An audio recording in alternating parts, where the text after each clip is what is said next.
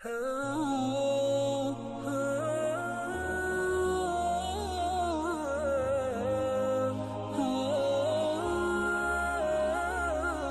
کا بیٹا بس آج شام تک کا مہمان ہے، اس کا کوئی علاج نہیں۔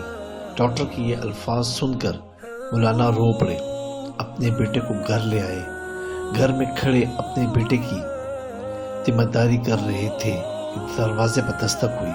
مولانا دروازے پر گئے، باہر ایک بوڑھے شخص کو کھڑے پایا۔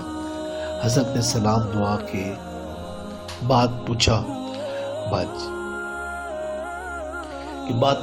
بابا جی خیریت سے آئے ہو؟ وہ کہنے لگا، خیریت سے کہاں آیا ہوں، ہمارے علاقے میں ایک قادیانی مبلغ آیا ہوا ہے، وہ لوگوں کو گمراہ کر رہا ہے، پوری امت گمراہ ہو رہی ہے اور آپ گھر میں کھڑے ہیں۔ مولانا نے جیسے ہی یہ بات سنی، آپ کی آنکھوں سے آنسو بہہ پڑے۔ بیوی سے فرمایا، بیوی میرا بیگ کہاں ہے؟ بیوی نے بیگ اٹھا کر دیا اور آپ بیگ ہاتھ میں پکڑ کر گھر سے روانہ ہونے لگے۔ بیوی نے دامن پکڑ لیا اور کہنے لگی، مولانا آخری لمحات میں اپنے جوان بیٹے کو اسی حالت میں چھوڑ کر جا رہے ہو۔ مولانا نے آسمان کی طرف نظریں اٹھائیں اور رو کر روانہ ہونے لگے، اور جاں بلب یعنی کہ مرنے کے قریب بیٹے نے کہا، ابا جان میں آج کا مہمان ہوں، چند لمحے تو انتظار کر لیتے، میری روح تو نکل رہی ہے، مجھے اس حال میں چھوڑ کر جا رہے ہو۔ مولانا نے اپنے نوجوان بیٹے کو بوسہ دیا اور رونے لگے اور فرمایا، اے بیٹے بات یہ ہے کہ میں محمد صلی اللہ علیہ وآلہ وسلم کے دین کی خاطر جا رہا ہوں۔ کل قیامت کے دن حوض کوثر پر ہماری تمہاری ملاقات ہو جائے گی، یہ فرمایا اور گھر سے روانہ ہو گئے۔ اڈے پر پہنچے، ابھی بس میں بیٹھے ہی تھے کہ چند لوگ دوڑے آئے اور کہنے لگے کہ مولانا آپ کا بیٹا فوت ہو چکا ہے، اس کا جنازہ پڑھاتے جائیے۔ مولانا نے آسمان کی طرف نظریں اٹھائیں اور رو کر فرمانے لگے، جنازہ پڑھانا فرض کفایہ ہے اور امت محمدیہ کو گمراہی سے بچانا فرض عین ہے۔ فرض عین چھوڑ کر فرض کفایہ کی طرف نہیں جا سکتا۔ پھر وہاں سے روانہ ہو گئے۔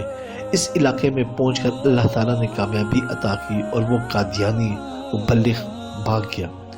مولانا 3 دن کے بعد گھر واپس آئے تو ان کی بیوی قدموں میں گر گئی اور رو کر کہنے لگی، مولانا جب آپ جا رہے تھے تو بیٹا آپ کی راہ تکتا رہا اور کہتا رہا، جب ابا جان واپس آ جائیں تو انہیں میرا سلام عرض کر دینا۔ مولانا نے جب یہ سنا تو فوراً اپنے بیٹے کی قبر پر گئے اور دعا مانگنے لگے، اے اللہ ختم نبوت کے وسیلے سے میرے بیٹے کی قبر کو جنت کا باغ بنا دے۔ مولانا دعا مانگ کر گھر واپس آئے تو رات بیٹے کو خواب میں دیکھا۔ بیٹے نے اپنے ابا سے ملاقات کی اور کہا کہ رب محمد صلی اللہ علیہ وسلم کی ختم نبوت کے وسیلے سے اللہ تعالیٰ نے میری قبر کو جنت کا باغ بنا دیا اور ختم نبوت کے اس مجاہد کو دنیا مولانا غلام غوث ہزاروی رحمۃ اللہ علیہ کے نام سے جاتی ہے۔ سبحان اللہ۔ ساتھیوں یہ واقعہ سنتے ہوئے بہت زیادہ جذباتی ہو گیا تھا، بہت زیادہ میں رویا ہوں۔ جس طرح جو ہے میں وائس ریکارڈ کر رہا تھا، اس لیے مجھ سے کچھ غلطیاں ہوئی ہیں جس پر آپ سے جو ہے معذرت ہے۔ اس لیے میں نے اس کو جو ہے کٹنگ نہیں کی اور ڈائریکٹ لگا دیا تھا کہ میں اپنے آنسو کو نہیں روک سکا۔